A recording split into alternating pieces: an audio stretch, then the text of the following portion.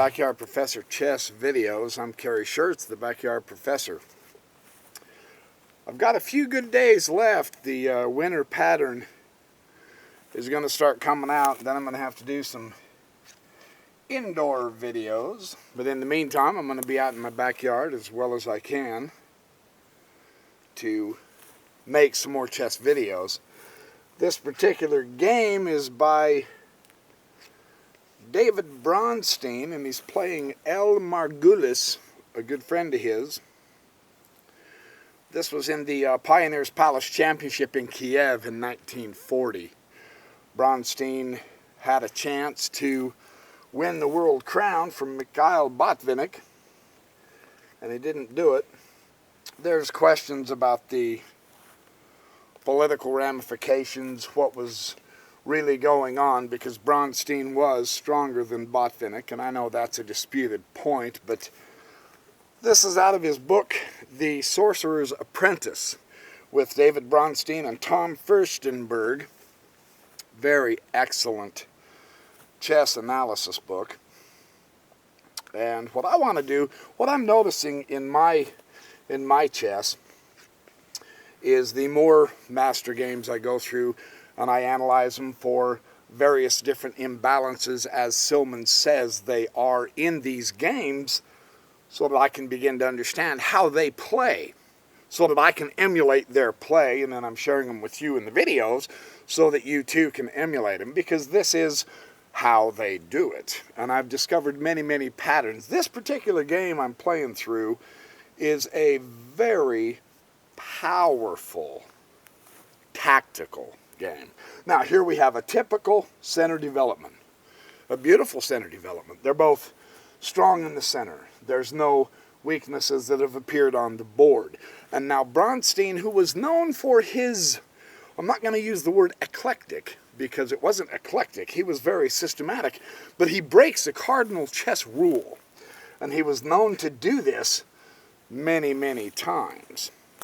He moves a piece in the opening twice, right?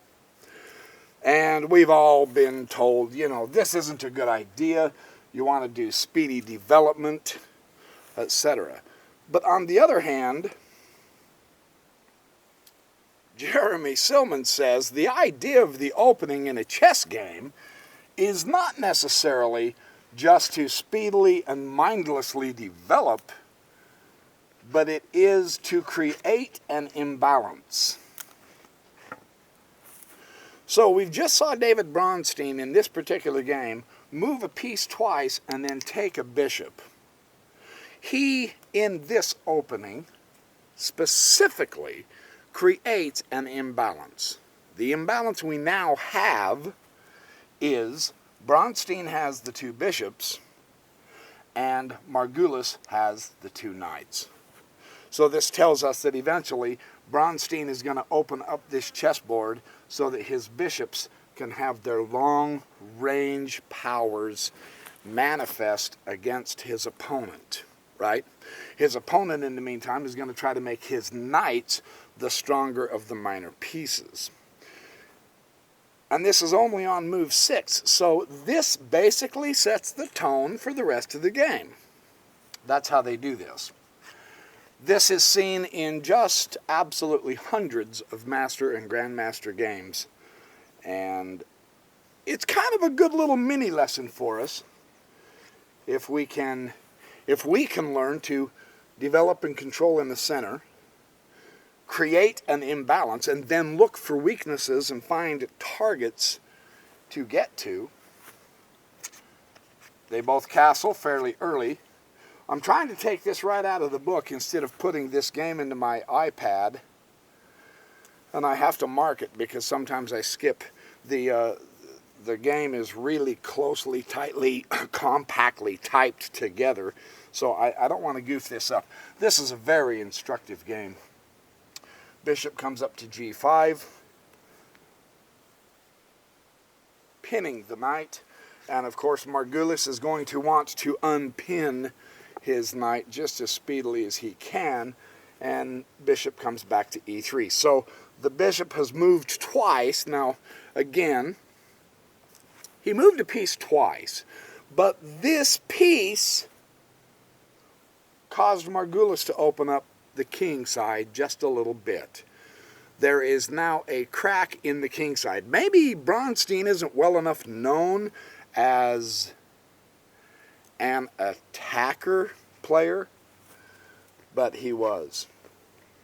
Knight comes back down here to e6, and look at the center control here, that they're both seeking to fight for these center squares. This is a really tense opening. There's going to be a war, and of course he's going to support his central pawn because of the knight hitting it, and of course Margulis has an option of coming up here. It's going to be a heck of a battle for the center, so he pushes the f3 to support this, and sure enough, Margulis hits him with d5.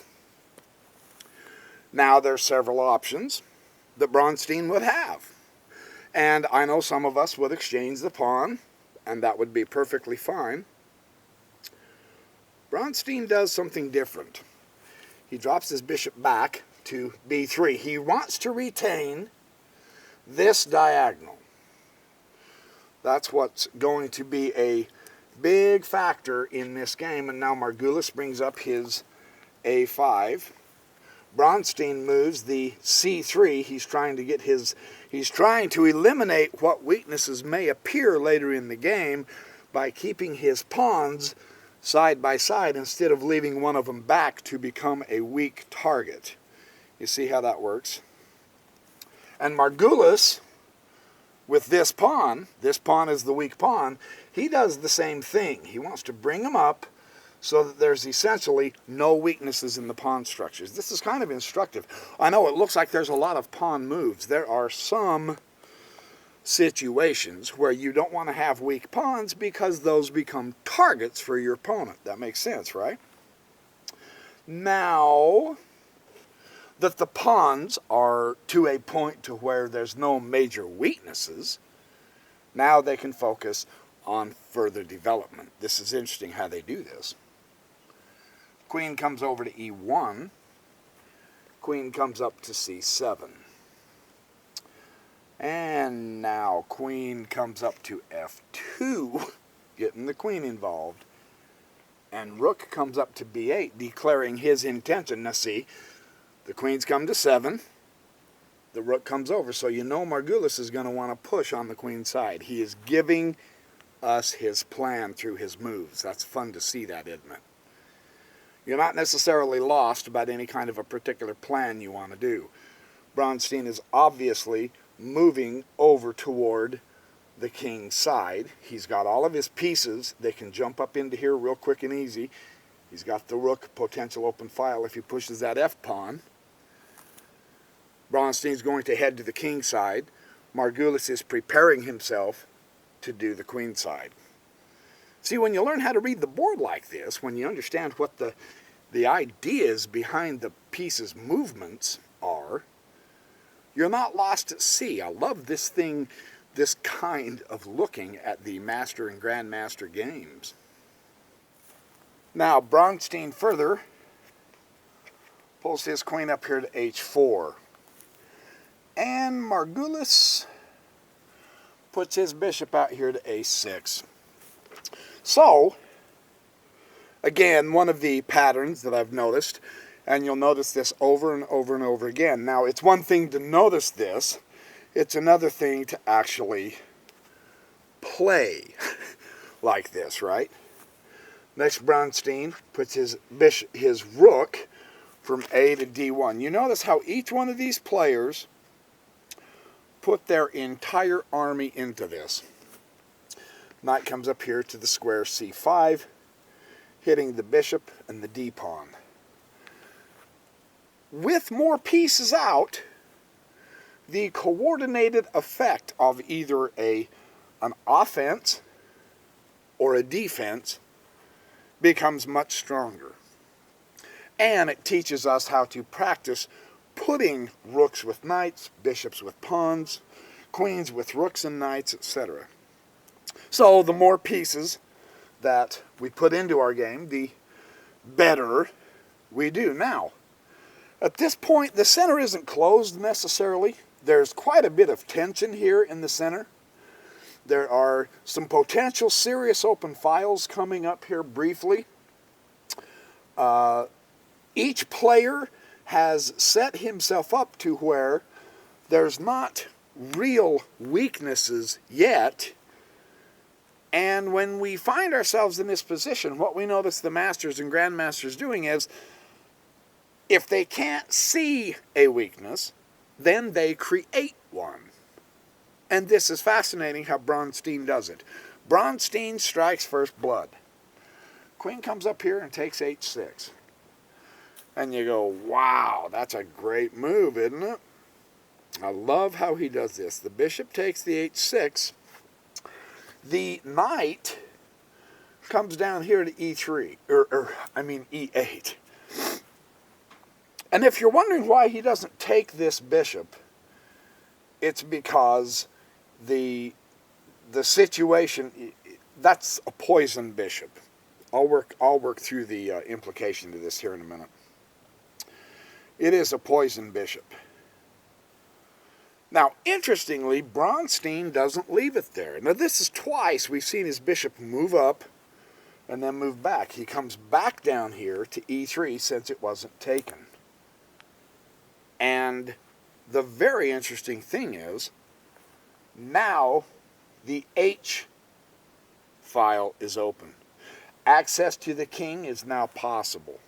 Systematically, piece by piece, Bronstein is weakening this king side. You notice he's beating Margulis to the punch of creating weaknesses, because Margulis technically hasn't been hitting Bronstein on the queen side or much in the center just yet, but the weaknesses are beginning to show up.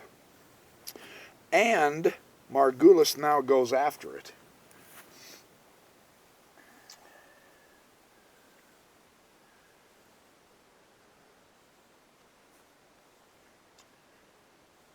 Let's see, Bronstein moved his bishop to e3, and now the reason the knight has come up here is Margulis had a weakness here that Bronstein exploited, and he will continue to exploit.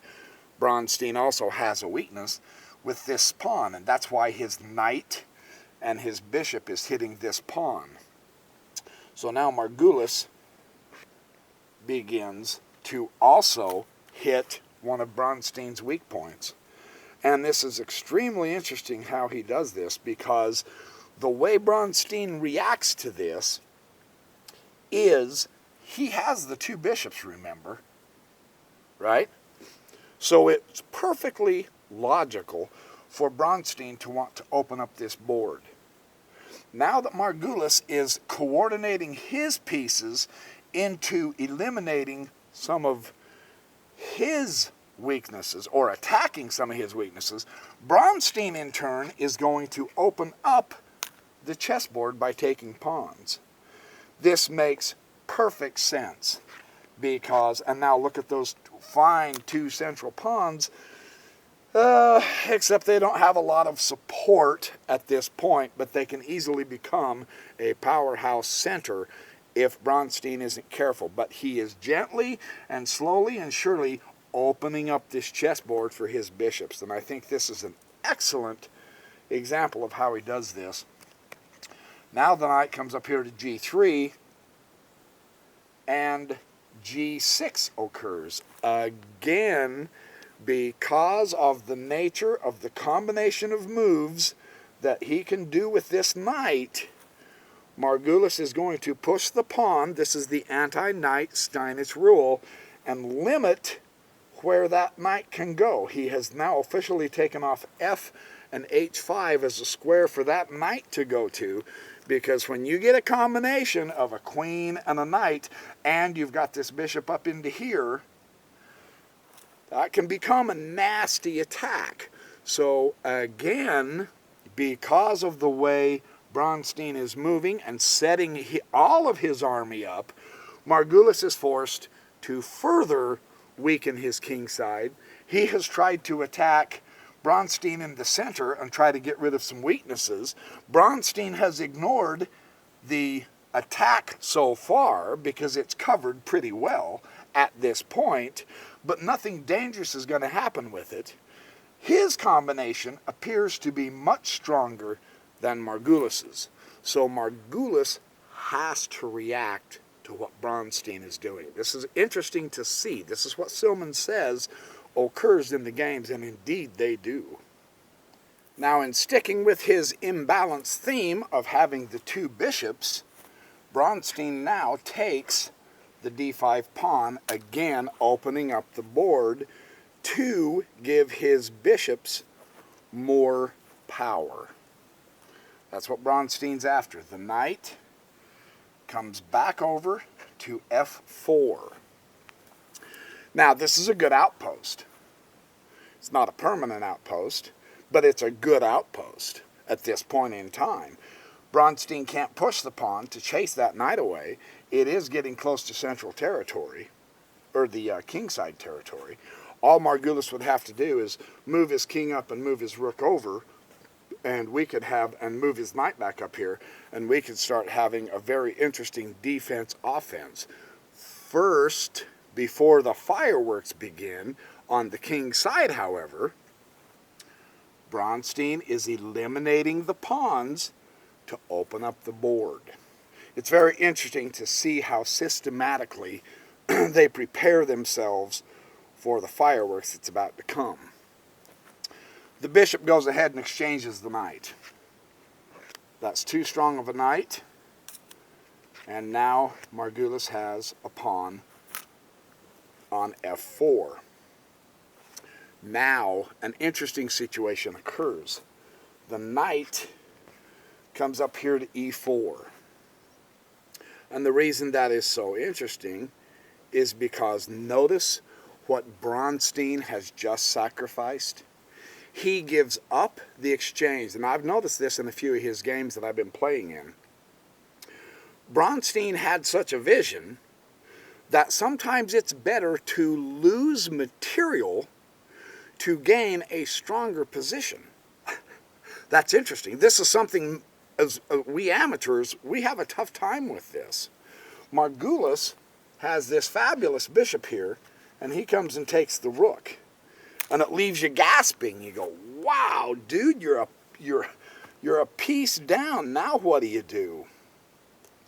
He continues setting himself up to be in the proper position with knight g5. Now the attack is on. It's okay for Bronstein to lose that rook. And he doesn't even retaliate by taking the bishop yet. You know, most of us would have said, how dare you take my rook? And we would have zipped that rook over there to immediately retaliate, or taken it with the king, either way.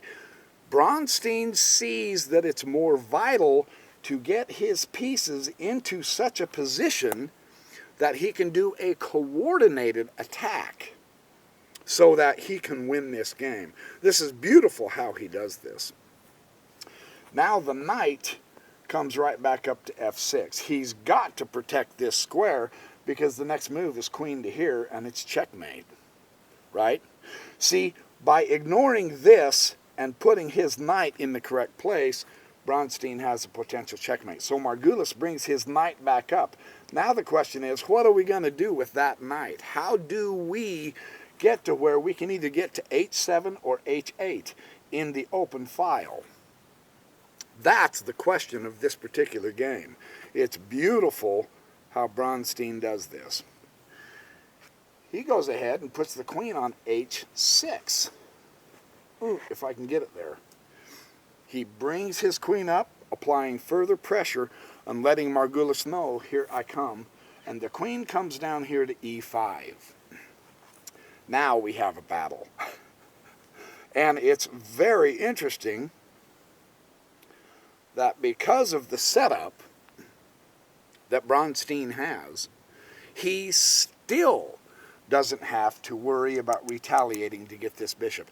This is almost a distraction, like these fleas or gnats or whatever they are. Fleas. Gnats that are flying around me right now this morning. They're a distraction, but Bronstein has bigger goals in mind. Because he has put his army into this, just like Margulis has, Neither one of them have left anything undeveloped. But because Bronstein's pieces are better coordinated, he now has a beautiful move. He takes the second pawn. You see, the weaknesses around the king are beginning to show themselves, aren't they? Check. And you go, wow, what a great tactic, because this bishop is pinning this pawn to the king. The pawn can't take the queen. The king would be in check. And notice that the rook, he moved out to the D file properly to support his bishop. I mean, the coordination here is extremely beautiful. Well, king comes to H8.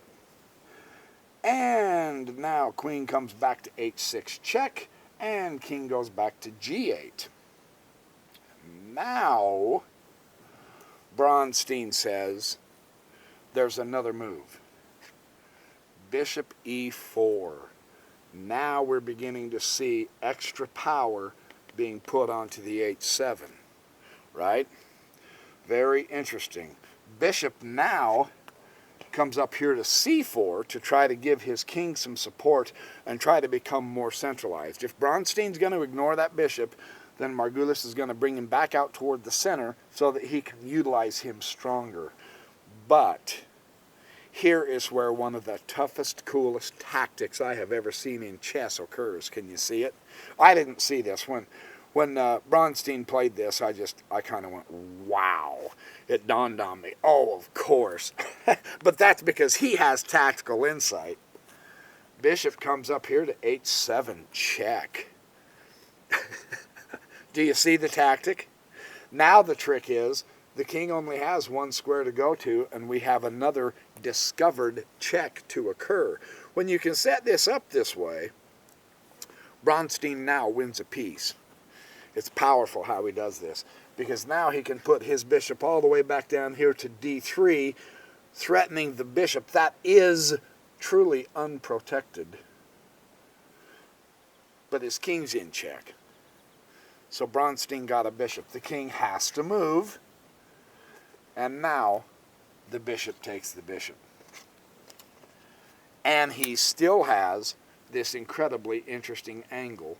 And now you can see the kingside attack. This is one of the prettiest kingside attacks I've ever seen.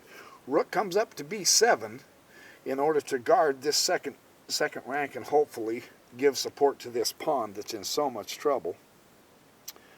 And now queen goes back over to G6. Check. King has to come back over here to H8.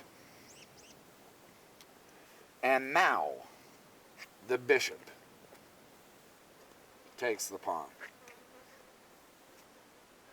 And black resigned at this point, because checkmate is virtually assured. This is a fantastically interesting game to see the coordinated effect of all of the different pieces. It showed that Bronstein's vision, he put his rook on the right file to be able to support this bishop, right? Margulis was trying to get something going on the queen side, but his rook ended up on the wrong file. And because Bronstein steadily made extra moves, he got the bishop pair, and because he steadily bumped into the king and caused weaknesses to occur on the king side with his hit and run tactics, Bronstein won this game. So there's a chess exercise for you that I thought was extremely interesting and fun to play through. I've got a lot more for you. Thanks for watching my chess videos. Thanks for all your nice comments over my tournament. I didn't do as well as I wanted to. I'm a week out now. It's been a week since we went to the tournament. I had an absolute blast, however. It was fun. It's a good process to go through. So, it was a fun tournament. It really was. I would advise all of you to go to tournaments. They'll teach you what you don't know. And through practice and study, we begin to learn more and know better and practice and play better chess. So, happy chess-ercising, happy checkmating, and I will see you in the next video.